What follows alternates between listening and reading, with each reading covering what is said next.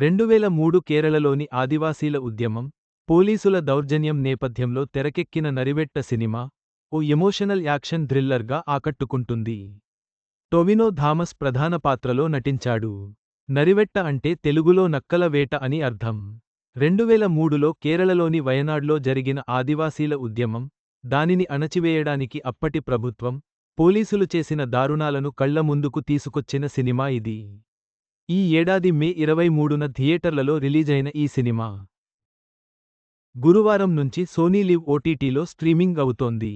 Director Anuraj Manohar, నటీనటులు Tovino Thomas, Suraj Venjaramoodu, Cheran తదితరులు. Story 2003లో కేరళలో జరిగిన ముత్తాంగ ఘటన ఆధారంగా తెరకెక్కిన సినిమా నరివెట్ట మూవీని అనురాజ్ మనోహర్ తెరకెక్కించాడు. కేరళలోనే కాదు దేశవ్యాప్తంగా సంచలనం సృష్టించిన ఓ నిజ జీవిత ఘటన ఆధారంగా ఈ సినిమాను తెరకెక్కించి అతడు పెద్ద సాహసమే చేశాడు.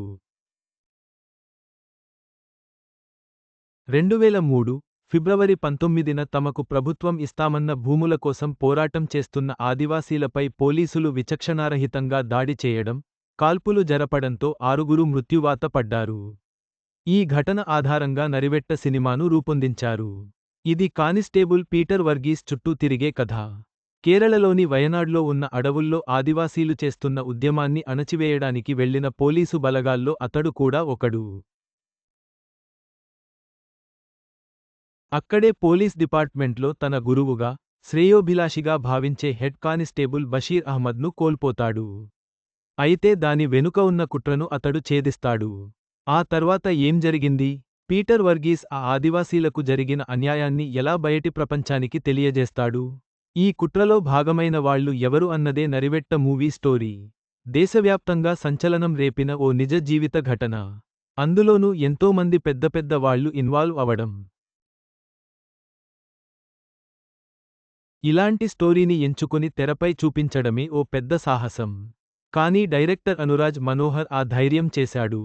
అంతేకాదు ఆనాటి ఘటన, పోలీసుల దౌర్జన్యం, ఆదివాసీల దుర్బల జీవితాలను అతడు కళ్లకు కట్టినట్లు చూపించిన తీరు అద్భుతమనే చెప్పాలి.